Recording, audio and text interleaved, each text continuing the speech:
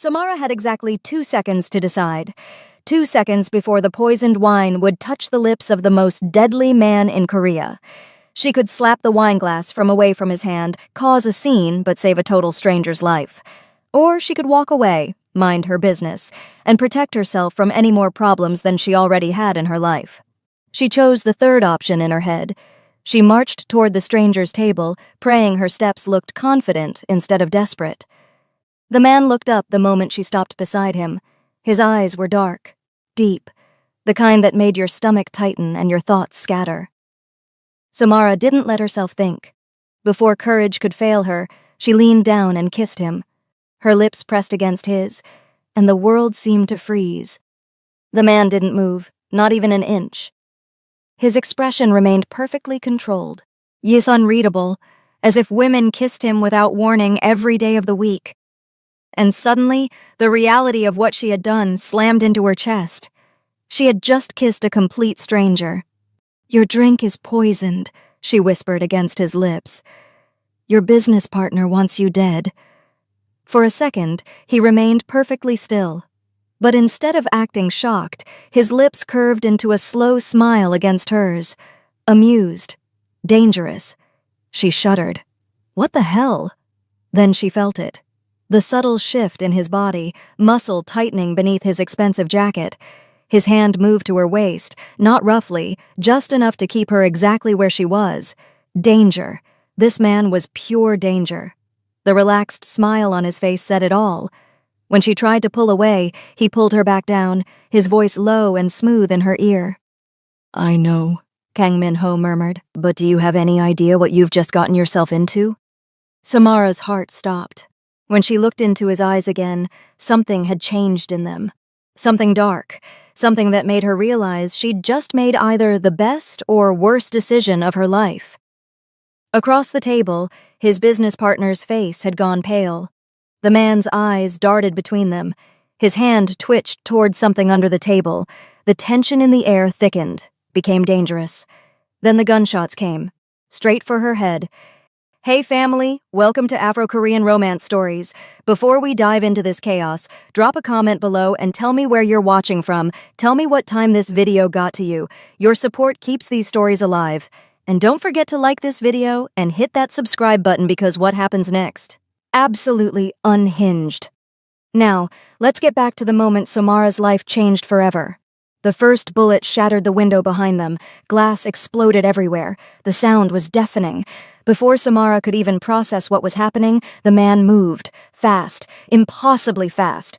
His hand wrapped around her waist and he pulled her sideways, spinning them both behind a thick marble pillar just as more bullets tore through the space where they'd been standing.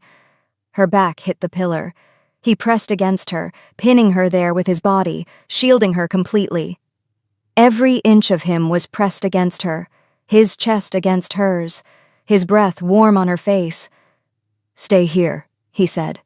His voice was calm, controlled, like gunfire was just background noise. "Don't move, not until I say."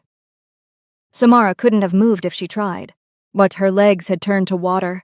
Her whole body shook violently, and she couldn't tell if it was from the chaos around her or the one who pressed against her right now, shielding her. The restaurant erupted into chaos around them. Screams, running footsteps, tables crashing over, more gunfire, rapid and constant. Min-ho pulled a gun from inside his jacket. The movement was smooth, practiced, like he'd done it 1,000 times. He leaned around the pillar, his jaw inches from her face. She could smell his cologne, expensive, masculine, intoxicating. Aimed. Fired 3 shots in quick succession. 3 bodies dropped somewhere in the restaurant. Samara heard them hit the floor. He ducked back behind the pillar, his body still covering hers protectively. "Breathe," he said, looking down at her. His dark eyes were intense but not unkind. "Oh, just breathe. I'm here. You're safe."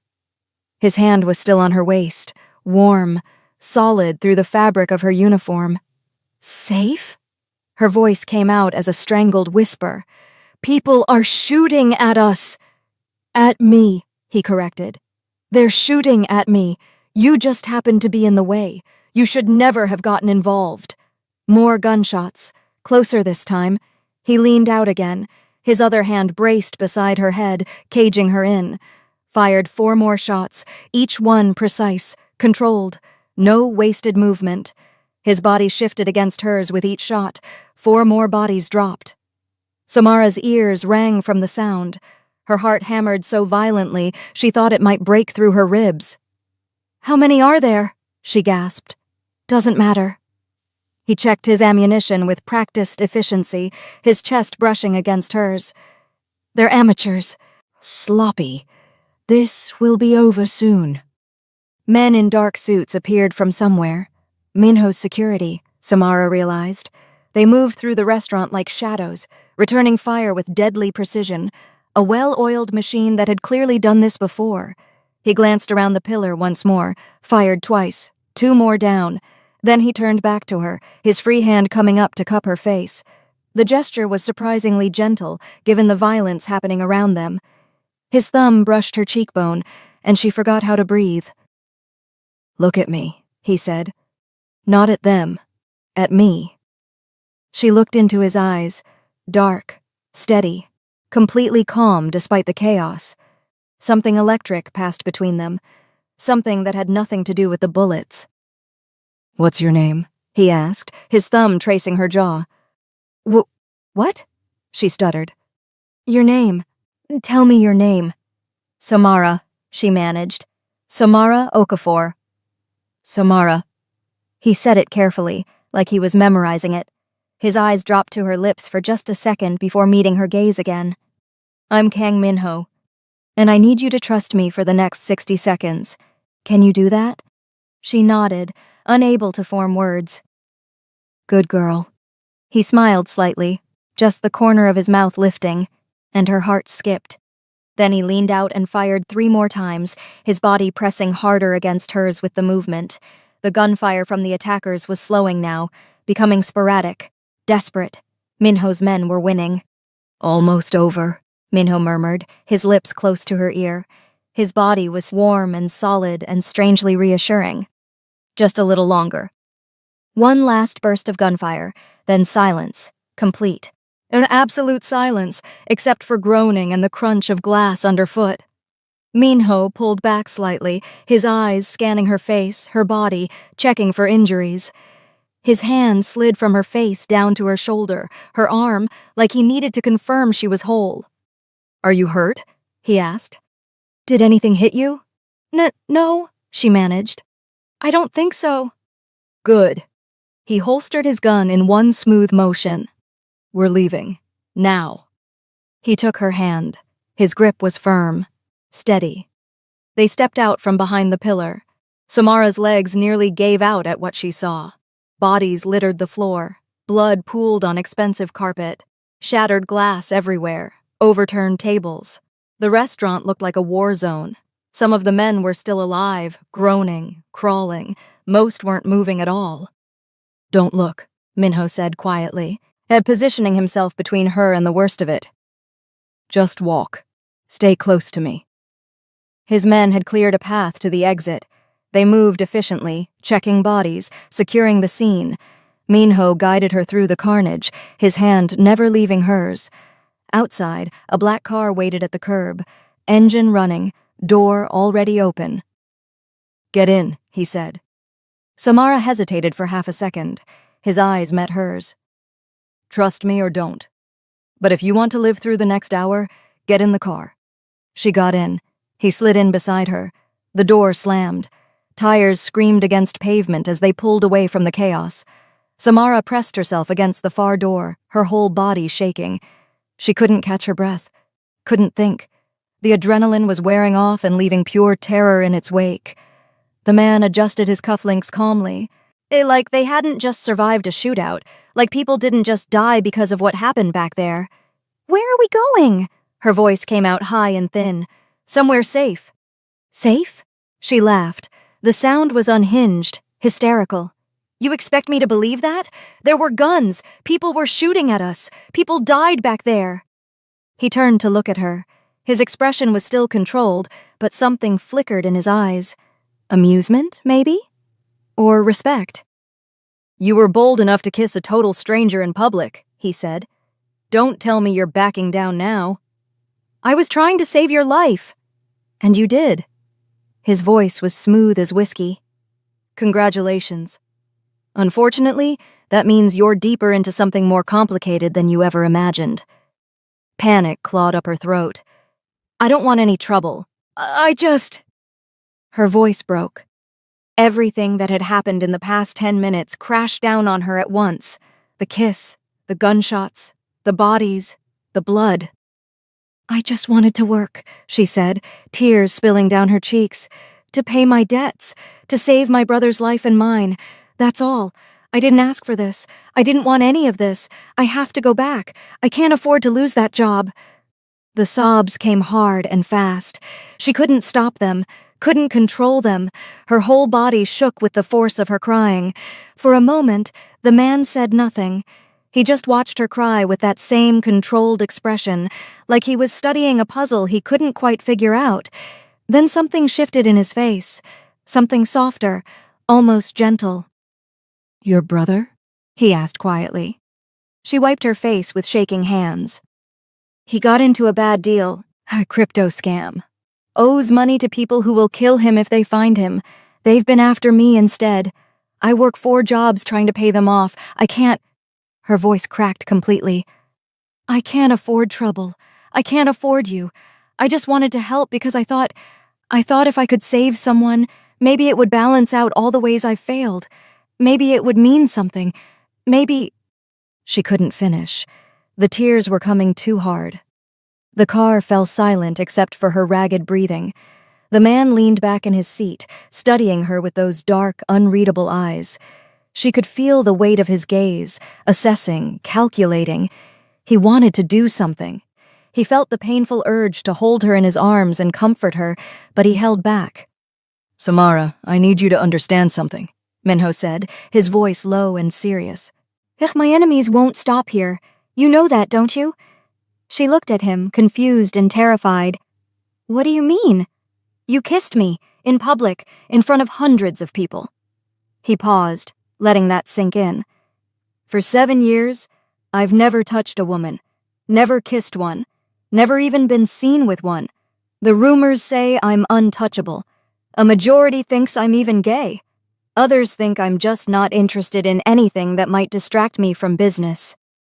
Samara's breath caught as understanding began to dawn. "You just gave my enemies exactly what they've been searching for 7 years," Minho continued. "A weakness. You." Her stomach dropped. No, they don't even know who I am." "They saw you. They'll find you. It won't take them long. They probably already know every little detail about you." His eyes held hers. "And when they do, they'll use you to get to me. They'll hurt you, torture you, kill you.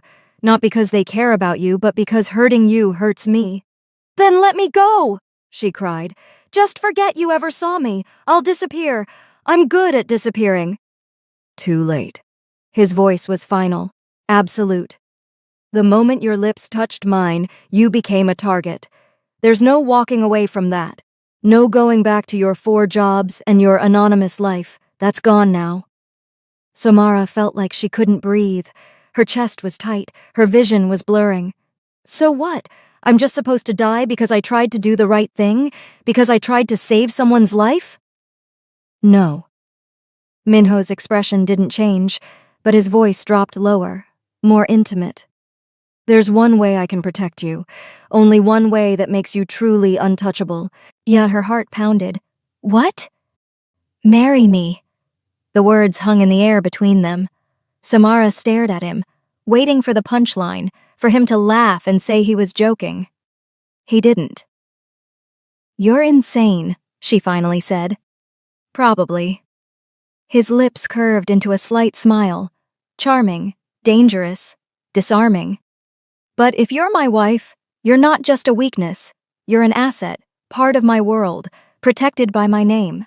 No one will dare touch you without facing me directly." "A contract marriage?" she whispered. "Exactly. Temporary. Just until things calm down. Until I eliminate the threats completely." He paused. After that, you walk away. Free. Safe. With enough money to pay off whatever debts you're carrying, and then some. It sounded logical. Reasonable even, given the circumstances. A business transaction. But what Samara didn't know was that there were other ways. Other options that didn't require such commitment. Kang Min-ho knew. He'd already considered them all in the seconds after she'd kissed him. Witness protection, relocation to another country, armed guards around the clock, a safe house where she could hide until the threat passed. He just didn't choose them. Because the moment her lips had touched his, he'd felt something he'd never thought possible, something electric that had shot through his entire body, something that made his carefully controlled exterior crack just slightly, and he wanted to keep it, protect it, feel it for as long as he possibly could. This was the only way he knew how to keep her close, the only way that made sense in his world, but he would never tell her that. Not now. Probably not ever. Do I even have a choice? Samara asked, her voice hollow. Minho's answer was honest. Not a good one. She closed her eyes, exhaled shakily, thought about her brother hiding somewhere, terrified, thought about the loan sharks who would eventually find her, thought about dying in some alley because she'd tried to save a stranger's life. Fine, she whispered. I'll marry you. His expression didn't change, but something flickered in his eyes. Relief, maybe. Or satisfaction. Or something deeper that he quickly buried. Smart choice, he murmured. I'll get the paperwork done. The car pulled up to a building Samara didn't recognize. Sleek, modern, glass and steel reaching toward the sky. Expensive in a way that made her apartment building look like a cardboard box. Minho got out first, then extended his hand to help her out. And his touch was surprisingly gentle. Careful. Welcome home, he said. The penthouse was massive. Floor-to-ceiling windows overlooked the Seoul skyline, the city sprawling out below them like a carpet of lights. Everything was minimalist, clean, expensive in a way that made Samara feel small and out of place in her waitress uniform. A woman appeared from one of the hallways, older, kind-looking. She wore a simple dress and moved with quiet efficiency. This is Mrs. Choi, Minho said. She manages the household. Anything you need, ask her. Mrs. Choi bowed slightly. Welcome, miss. I'll show you to your room. Wait. Samara turned to Minho. What happens now? Now you rest, he said. Tomorrow we'll handle the paperwork. Make this official. And tonight? His eyes softened just slightly. Tonight you're safe. That's all that matters. Mrs. Choi led Samara through the penthouse, down a hallway lined with abstract art that probably cost more than the penthouse itself. She opened a door to reveal a bedroom that was bigger than Samara's entire apartment. The bed looked like clouds, white linens, soft pillows. Everything smelled clean and expensive and unfamiliar. There are clothes in the closet, Mrs. Choi said. Your size. Mr. Kang had sent for them to be brought in. Samara blinked. How did he know my size? Mrs. Choi smiled knowingly. Mr. Kang is very observant. The bathroom is through there. If you need anything at all, press the button by the bed. I'll come immediately. She left Samara alone. Samara stood in the middle of the room, still shaking, still trying to process everything that had happened in the span of a few hours. And she'd gone to work at a restaurant, overheard a murder plot, kissed a stranger to save his life, survived a shootout, agreed to marry a man she didn't even know.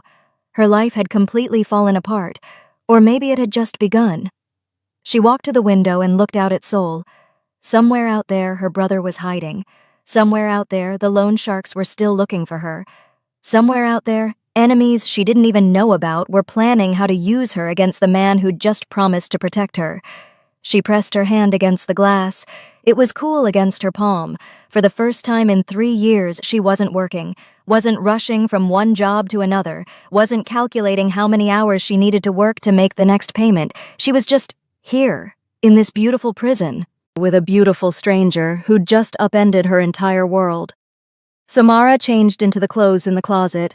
They fit perfectly, which was somehow more unsettling than if they'd been wrong. It meant Minho had been watching her, studying her. She climbed into the massive bed and pulled the covers up to her chin. The sheets were soft, expensive. Nothing like the threadbare blanket on her lumpy mattress at home. She should have felt safe, protected. Instead, she felt terrified. Because safety always came with a price, and she had no idea what Kang Minho would eventually ask her to pay. That night, Minho sat in his office, staring at his phone. He'd already made several calls, set things in motion. But there was one more thing he needed: information. He dialed a number. It rang twice before someone picked up. "Yeah, find out everything about her," Minho said without preamble. "Samara Okafor. I want her full background by morning. Everything. Where she's from, how long she's been in Korea, who she associates with, what debts she has, who's after her, everything." "Yes, sir." He hung up and leaned back in his chair. The kiss replayed in his mind, the feel of her lips, the desperation in her whisper, the way she'd trembled when the shooting started but hadn't screamed, hadn't frozen completely. Most people would have panicked, run, made themselves a bigger target. She'd stayed down when he told her to, followed his lead, trusted him in the middle of chaos. Who did that? Who kissed a stranger to save his life? Who sacrificed their life to fix their family's mistakes? His phone buzzed. A message from his head of security. "The restaurant situation is handled. No witnesses willing to talk. No evidence left behind. Clean, good." Another message came through, this one from his former business partner, the one who'd tried to poison him. "Minho, please. We need to talk. This is a misunderstanding. Let me explain." Minho deleted it without responding. There would be no talking, no explaining, only consequences. The man had tried to kill him. Had put Samara in danger by setting up that hit in a public place. Had probably already started planning how to use her against him. That couldn't stand. Minho made another call. "Find him," he said. "I want to know where he is at all times. Don't approach. Just watch. I'll handle him when I'm ready." "Understood." Minho set down his phone and poured himself a drink. Whiskey. Expensive. It burned going down. And he thought about Samara crying in the car, about the fear in her eyes, about the way she'd said she just wanted to work, to save her brother, to survive. Something in his chest tightened. He'd spent 7 years building walls, making himself untouchable, unreachable, a ghost in a world of violence and power plays, and she'd broken through all of it with one desperate kiss. He should have been angry, should have seen her as a liability, a weakness to be eliminated. Instead, he wanted to protect her, keep her close, make sure nothing and no one could hurt her. It was dangerous, reckless, everything he'd trained himself not to feel, but he couldn't help it. The report came at 4 a.m. Minho had been awake for hours. He never slept much. 4 hours was a luxury. He opened the encrypted file and read through it slowly, as absorbing every detail. Name, Samara Okafor. Age, 26. Nationality, Nigerian time. In Korea, 3 years and 4 months. Family, younger brother whose name is Opeyemi Okafor, age 20. Parents deceased, no other known relatives. Brother's status, Opeyemi Okafor arrived in Korea 18 months ago on a student visa, enrolled in cryptocurrency trading courses, got involved with a scam operation, lost $500,000. Money belonged to loan sharks affiliated with the Red Vikings gang based in Busan. She has left Busan and fled to Seoul 18 months ago. Minho's jaw tightened. The Red Vikings. He knew them. Brutal, unforgiving, the kind of people who made examples out of anyone who crossed them. Minho set down the report. She was working herself to death. 4 jobs, barely eating, and sending almost everything she earned to monsters who would kill her the moment they decided she wasn't useful anymore. And her brother was out there somewhere, hiding, probably terrified, maybe already dead. He picked up his phone and made another call. "I need you to find someone," he said. "Opeyemi Okafor, Nigerian, 20 years old. Last known location was Busan, but he disappeared about a year ago. I need him found, alive. And if he's not alive, then I need to know what happened to him." Minho's voice was firm. "Either way, I need answers." "Understood. This is priority? Top priority." He hung up and stared out the window at the sunrise painting Seoul in shades of gold and pink. Somara had risked everything to save him. She didn't know who he was, didn't know what he was worth, didn't know if he was even worth saving. She'd just seen someone in danger and acted. The least he could do was return the favor, and maybe, if he was being honest with himself, he wanted to do more than that. He wanted to give her what she'd been fighting for, what she'd been sacrificing herself for. He wanted to give her hope. When Somara woke, it took her a moment to remember where she was. The bed was too soft. The room was too quiet. Everything smelled unfamiliar, expensive laundry detergent and something clean and masculine. Then it all came rushing back. The restaurant, the kiss, the gunshots, Minho, the marriage proposal that wasn't really a proposal. She sat up quickly, heart racing. Sunlight streamed through the floor-to-ceiling windows.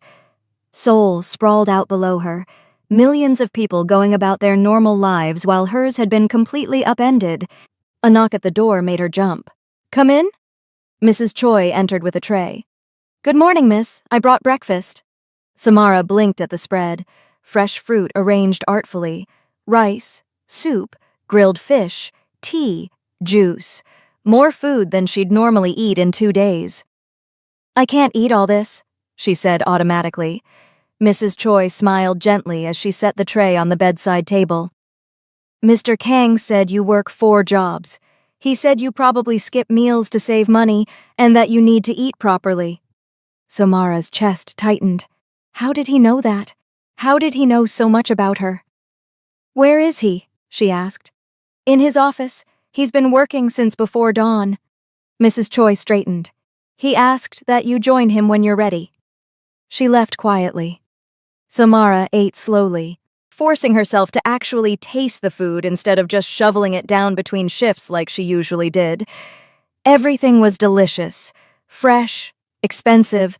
She showered in a bathroom that was bigger than her bedroom at home, used products that probably cost more than she could fathom, dressed in the clothes that had mysteriously appeared in the closet, all in her exact size. It was unsettling. The level of attention to detail, the way Minho seemed to know things about her that she hadn't told him. She found his office on the 2nd floor. The door was partially open. Minho sat behind a massive desk, reading something on his tablet. He'd changed into a fresh suit, dark blue, perfectly tailored. He looked like he'd stepped out of a magazine. He looked up when she entered. "Did you sleep?" he asked. "A little." "Good." He set down his tablet and gestured to the chair across from him. "Sit. We need to discuss logistics." She sat, her hands twisting nervously in her lap. Minho leaned back, studying her with those dark, unreadable eyes. "We need to make this marriage official as quickly as possible. Today, if we can manage it." Samara's stomach flipped. "That fast?" "My enemies move fast. We need to move faster." His voice was calm, matter of fact. "The longer you're unprotected, the more vulnerable you are." She nodded slowly, trying to process. "There's something else." Minho slid a document across the desk. Samara picked it up. It was a contract. Marriage terms, duration, conditions, financial arrangements. Her eyes widened when she saw the number at the bottom. "This says you'll pay me $2 million when the contract ends." "Yes. That's..." She couldn't even process that much money. "That's insane." "That's fair," Minho corrected. "You're risking your life by being associated with me. You're giving up your freedom, your privacy, your safety. That's the compensation." Samara stared at the number. It was more money than she'd see in 10 lifetimes. More money than she could even comprehend. It would pay off the loan sharks completely. Save her brother if he was still alive. Give them both a fresh start somewhere safe. "Why are you doing this?" she asked quietly. "Really, what do you get out of this?" Minho was silent for a long moment.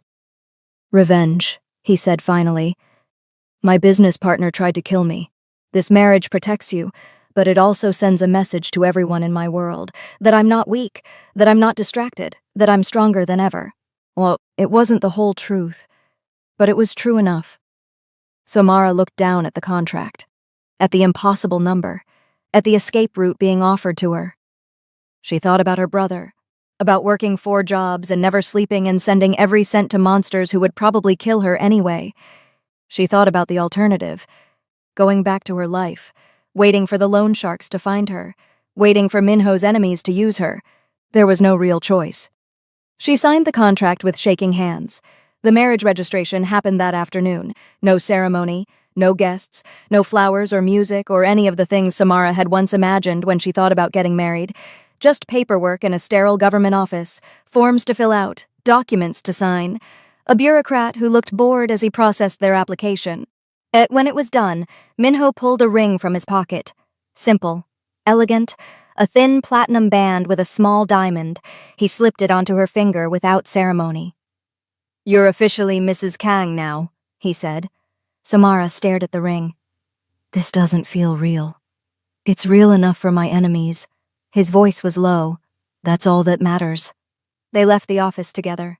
The moment they stepped outside, cameras flashed, reporters, photographers, people who'd somehow found out that Kang Minho was getting married. Questions were shouted. Cameras clicked. Samara froze, overwhelmed. Minho's hand found the small of her back, steadying, protective. "Don't answer anything," he murmured. "Just walk." They made it to the car. The door closed, muffling the chaos outside. Kang Minho with a woman, a black woman, his wife. The news would spread like wildfire, exactly what Minho wanted. In the car, Samara finally asked the question that had been bothering her since the restaurant. "How did you know?" she said. "About the poison?" Minho glanced at her. "I didn't. But you said—" "I suspected. My business partner has been problematic lately, making moves I don't approve of, aligning with people I don't trust." He paused. "I was waiting for him to make a mistake. So you knew he might try to kill you." "I knew someone would try eventually that night. That's why my men were stationed outside." His voice was casual, like attempted murder was just part of his Tuesday. "It's part of the job, part of being who I am." Samara's stomach turned. "That's insane." "That's my life." He looked at her directly. "And now it's yours. Temporarily, of course." She swallowed hard. The weight of what she'd agreed to was starting to sink in. "Which brings me to something important," Minho continued. "Tomorrow night, we're attending a gala." "A what?" "An elite event. Seoul's wealthiest, most powerful, most dangerous people all in one room." His eyes met hers. "We need to make a public appearance. Show the world you're not just some woman I'm hiding. You're my wife. You're untouchable." Samara's hands clenched in her lap.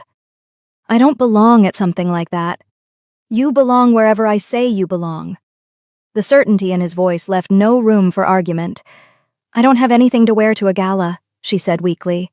"You will." The next day, a team of stylists descended on the penthouse. They brought dresses, shoes, jewelry, as more options than Samara had ever seen in her life. They measured her, styled her hair, taught her how to walk in heels that cost more than 3 months of her rent. By evening, Samara stood in front of a mirror, barely recognizing herself. The dress was emerald green. Designer. It hugged her curves perfectly, flowing like water when she moved. Her hair had been styled in elegant waves. Makeup applied by professionals made her skin glow, her eyes look bigger, her lips look fuller. She looked expensive, elegant, like she belonged in Minho's world.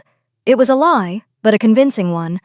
When she came downstairs, Minho was waiting in the foyer. He wore a black tuxedo that cost more than the car. He looked up when he heard her footsteps. For the first time since she'd met him, his controlled expression cracked. Just slightly. His eyes moved over her slowly, taking her in. His lips parted slightly, like he'd forgotten how to speak. "You look..." He paused, swallowed. "Beautiful." Heat flooded her cheeks. "Thank you." He extended his arm. "Ready?" Not even a little bit. His lips curved into a small smile. "Good. That makes 2 of us." She took his arm, feeling the solid strength of him beneath the expensive fabric. "Why would you be nervous?" she asked as they walked to the car. "This is your world." "Because everyone there will be watching us, judging, looking for weakness." He helped her into the car. And I've never brought anyone to one of these events before." "Never?" "Never." He slid in beside her. "You're the first." The weight of that settled between them as the car pulled away from the penthouse. The gala was held in a massive ballroom that looked like something out of a fairy tale.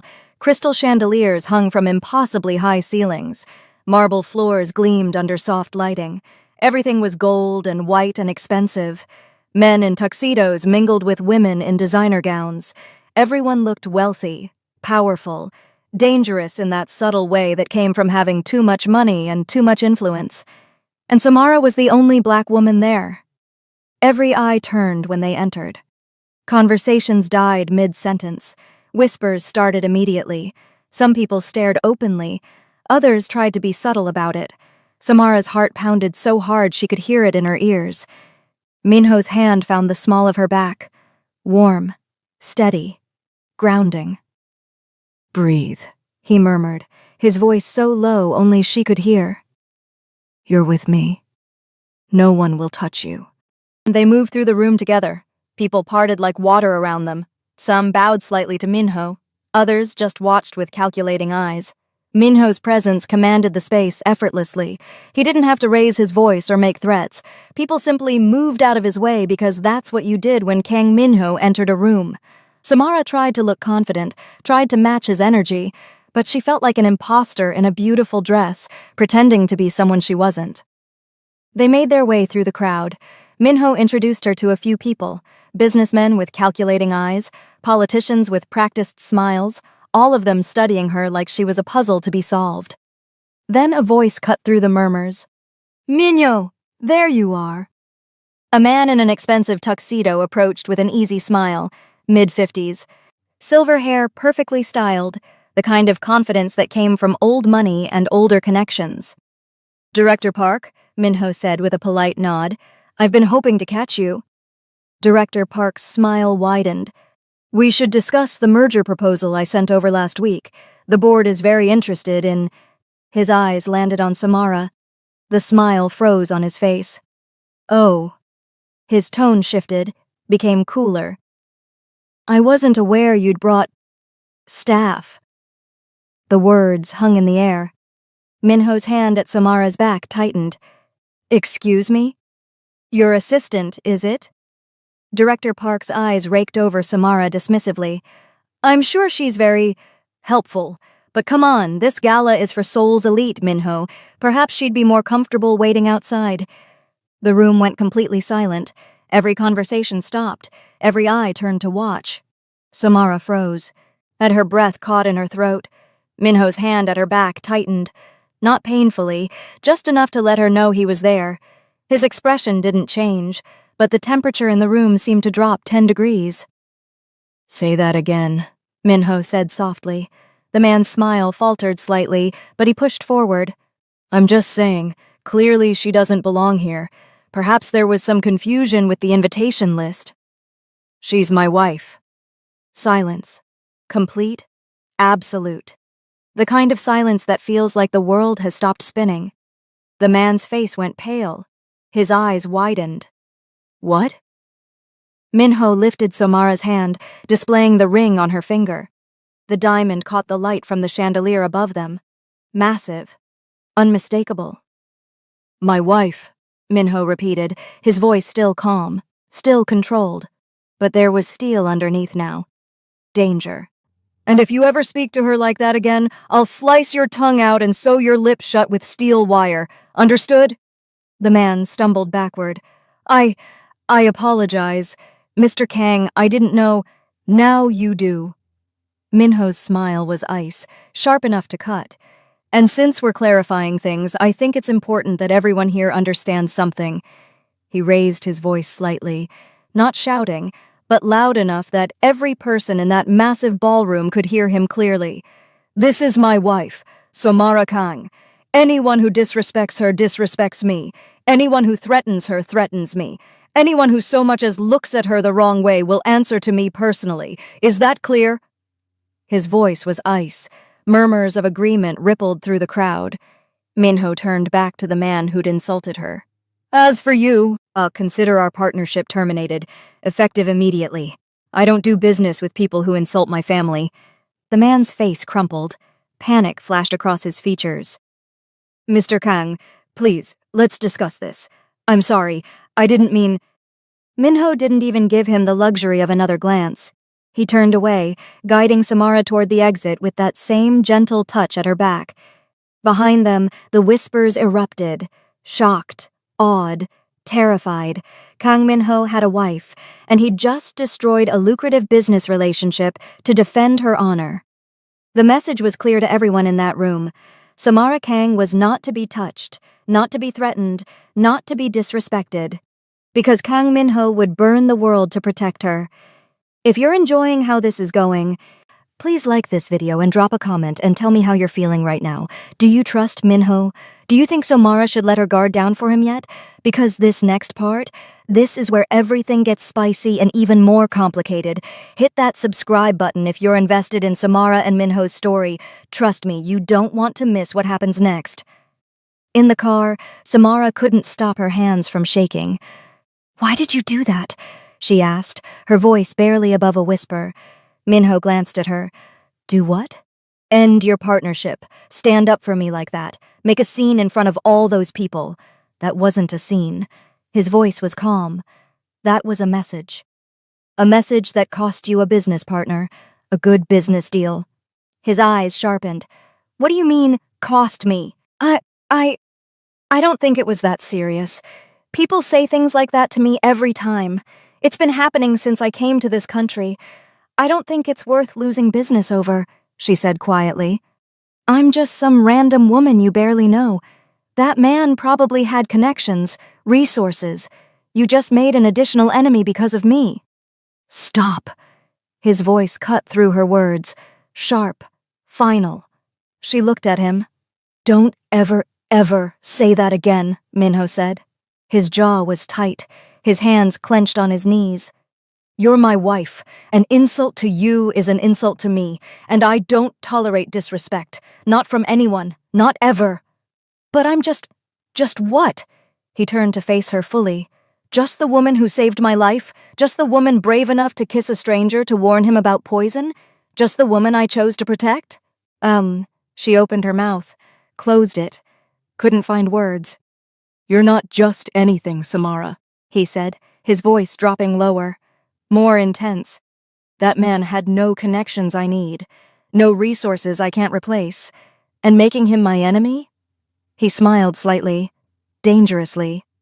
I have plenty of enemies already. One more won't make a dent. Tears burned her eyes. She blinked them back. That man humiliated you in front of Seoul's elite. He tried to make you feel small, worthless, like you didn't belong. Minho's voice was fierce now, protective. And I will never let anyone make you feel that way. Not while you carry my name. Something in her chest shifted, warmed, cracked open. She looked at him, really looked, and noticed things she'd been too terrified to see before. The sharp line of his jaw, the way he carried authority effortlessly. It's like he'd been born to command rooms, the power in his presence that made grown men tremble. And he'd used all of that. For her. A woman he barely knew. A woman who'd stumbled into his life by accident. Thank you, she whispered. He didn't respond. He just nodded once. Then his voice came, calm but edged with something firm enough to make her still. And don't ever think so little of yourself again. His gaze held hers, steady. When you diminish yourself, you diminish me. Because I chose you. His voice was ice.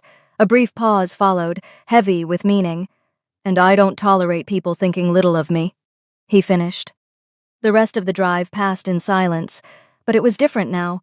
Not uncomfortable, not tense, just quiet, in a way that felt almost peaceful. When they arrived back at the penthouse, but Samara expected Minho to disappear into his office like he usually did. Instead, he followed her to the living room. Hungry? He asked. She blinked, surprised. A little. Come with me to the kitchen. Let's make something.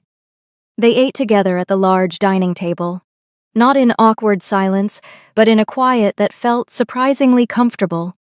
Too comfortable that Samara let her guard down, And then, without planning to, she started talking. She told him about her life in Nigeria, about losing her parents when she was young, about raising her brother while working on her aunt's farm. "Opiemi was everything to me," she said softly. "After our parents died, he was all I had left, all the family I had in the world." Minho listened without interrupting, just watching her with those dark, attentive eyes. "He was so smart," she continued. "Top of his class. Everyone said he was going to do great things, and when he got accepted to study in Korea, I was so proud, so happy for him." Her voice cracked. "I worked 3 jobs to help pay for his tuition, sent him everything I could, because I wanted him to have opportunities I never had. I wanted him to succeed," she said. "What happened?" Minho asked quietly. "He wanted to help me back, wanted to make money so I wouldn't have to work so hard." Samara wiped her eyes. Someone at his school told him about cryptocurrency, about how you could make millions if you invested early in the right coins. He believed them. She took a shaky breath.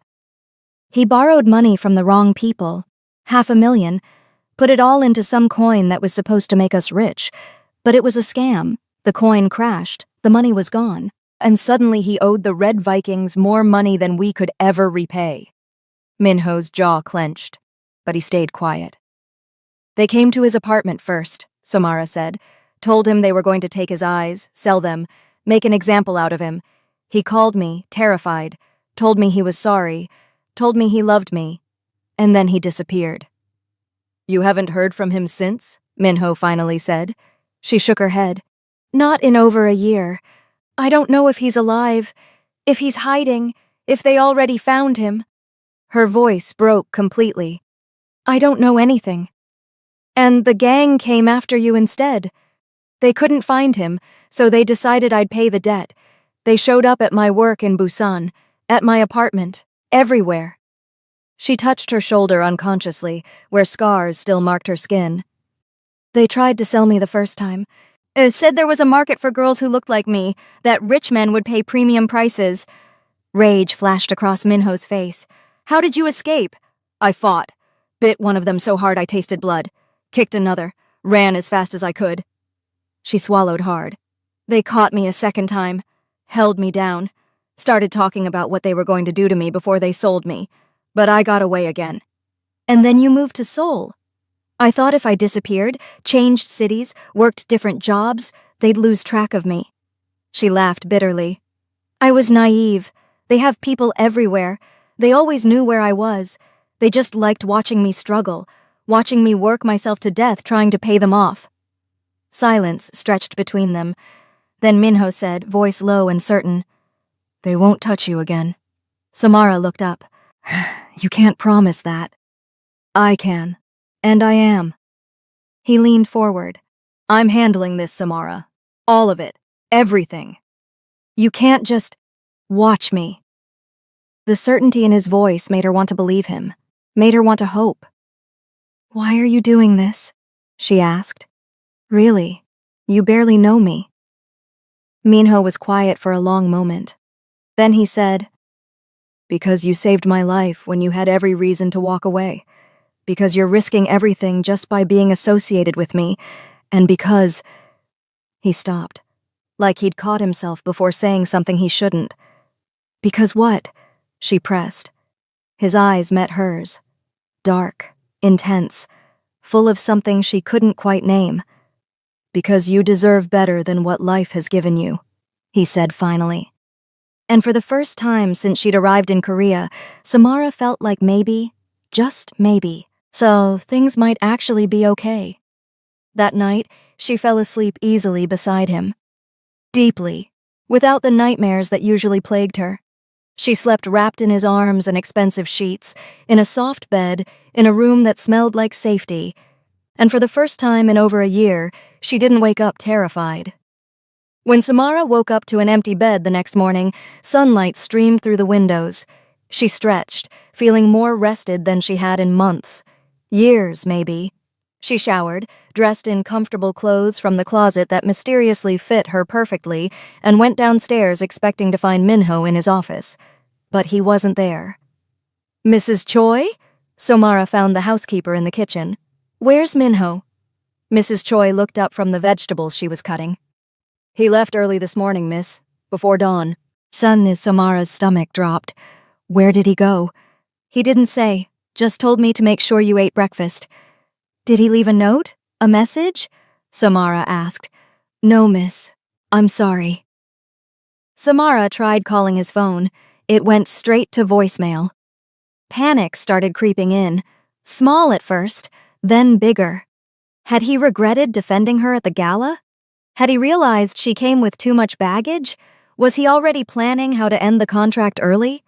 She tried to distract herself, watched television, tried to read, paced the penthouse like a caged animal, but the anxiety wouldn't leave. By afternoon, she couldn't take it anymore. She needed to get out, needed to move, needed something that felt normal. And she needed clothes from her apartment, her real clothes, the ones that smelled like her old life. She told Mrs. Choi she was going out for a walk. Mr. Kang said you should stay in the penthouse, Mrs. Choi said, worried. I'll be quick. Just need some fresh air, she insisted. It was a lie. But Mrs. Choi didn't push. Samara took a taxi to her old neighborhood. The buildings looked smaller now, shabbier, like she'd been gone for months instead of days. She climbed the stairs to her tiny apartment on the 3rd floor. Unlocked the door. Everything was exactly as she'd left it. Messy, cramped. Evidence of a life lived in constant motion. She grabbed a bag and started packing. A few changes of clothes, some photos, personal things that mattered to her. She was almost done when she heard footsteps in the hallway. Heavy. Multiple people. Her blood ran cold. The door burst open. 3 men in black surrounded her before she could even scream. A bag went over her head. Rough hands grabbed her arms, yanking them behind her back. She tried to fight, tried to kick, tried to bite. Something hard hit her in the stomach. She doubled over, gasping. Stop struggling, a familiar voice growled. You're only making this worse for yourself. She was dragged out of the apartment and down the stairs, thrown into a van. The engine roared. They were moving. When the bag finally came off her head, her eyes adjusted slowly to the dim light. The first thing she saw were the tattoos on their necks. Red Vikings. Her worst nightmare. Well, well, the leader said. She recognized him immediately. Same rotten breath, same cruel smile. Long time no see, Samara. Terror flooded through her. How did you find me? We never lost you, sweetheart. He laughed. We've been watching. Oh, waiting for the right offer. His smile widened. Please, she whispered. Please, I'm still trying to pay. Oh, we know. 4 jobs, every cent going to us. Very admirable. He leaned close, but we got a better offer. Her stomach dropped. What? Someone who'll pay your entire debt, plus extra, all for the pleasure of your company, he said. No, no, please, she cried. One of the men jabbed a needle into her arm. The world went fuzzy, dark, spinning. Her last coherent thought was of Minho. Where are you? Please, please find me. Then everything went black. Hours later, she was shaken awake. We're here, one of the Red Vikings said, breaking through her spiraling thoughts. The van stopped. Doors opened. Rough hands grabbed her arms and hauled her out. She stumbled, barely able to keep her feet under her. And the drugs were still in her system, making everything fuzzy and distant. They dragged her forward. She heard footsteps on gravel, then stone, a door opening. The sound changed. They were inside now. Marble floors. Her feet scraped against expensive tile. The echo told her this was a large space. Expensive, not some warehouse or hideout. Upstairs, someone said. They pulled her up what felt like a grand staircase. Everything echoed around her. High ceilings, large spaces. This was a mansion. Finally, they stopped. A door opened. She was shoved roughly into a chair, her tied hands forced behind the back of it. The bag was ripped off her head. Samara blinked, her eyes adjusting to the light. She was in an office.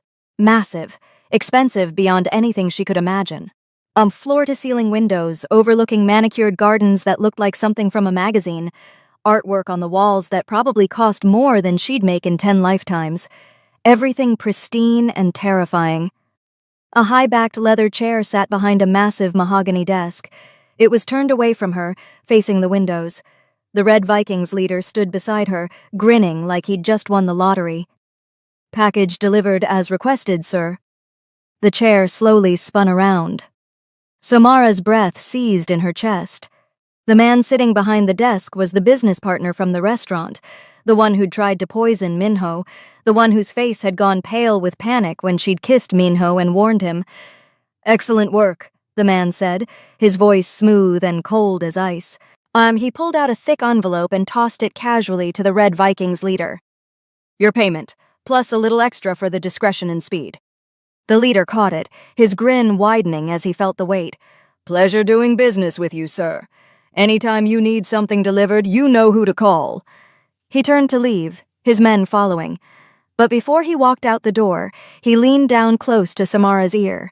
His breath was hot and rancid against her skin, making her stomach turn. "Good luck with this one, sweetheart," he whispered, his voice dripping with malicious pleasure. "I've heard stories about what he does to pretty girls when he's angry. They say he likes to take his time, make it last for days." Ice flooded Samara's veins. Her whole body went rigid. "They say he'll rip your bones out one by one," the man continued, his voice dropping even lower, more sinister. "Just for his pleasure, just to hear you scream. And when he's finally bored of your screaming, that's when the real fun begins." He chuckled darkly. "By the time he's done with you, you'll be begging him to end it." He straightened up, still laughing. "Have fun, princess.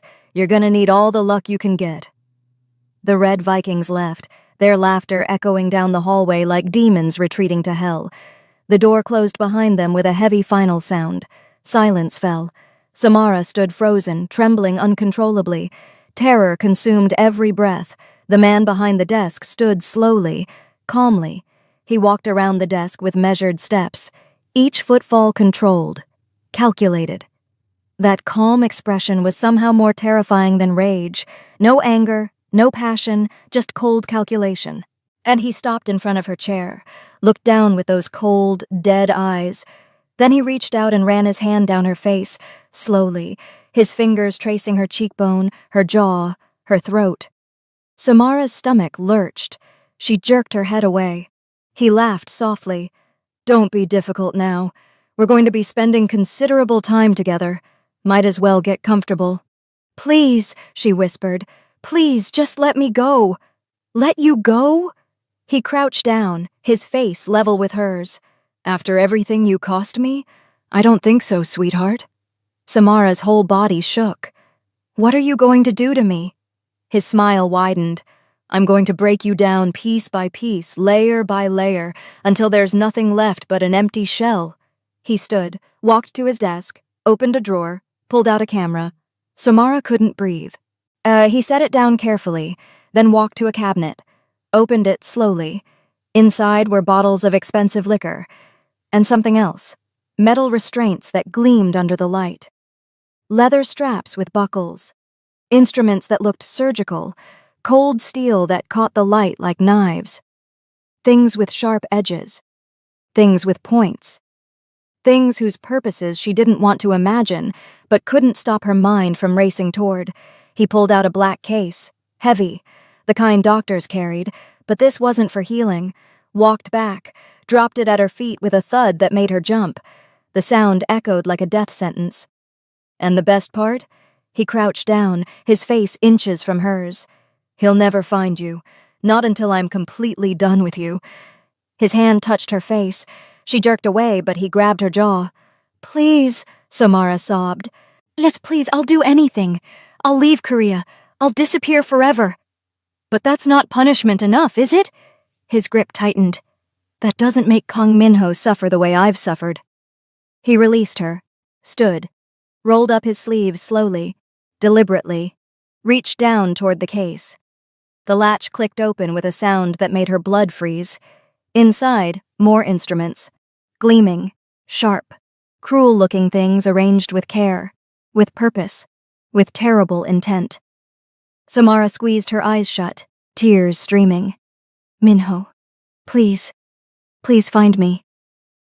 Well then. His lips curved as he reached into the case. Shall we get started? Wait. Hold on.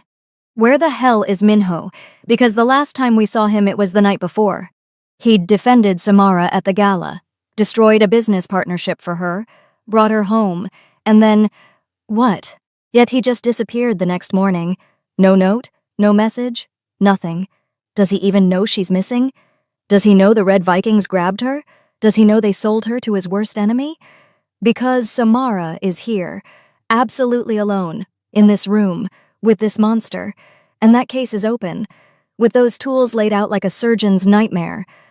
Like this video and subscribe now if you want to know what happens next. Hit that notification bell because part 2 drops soon.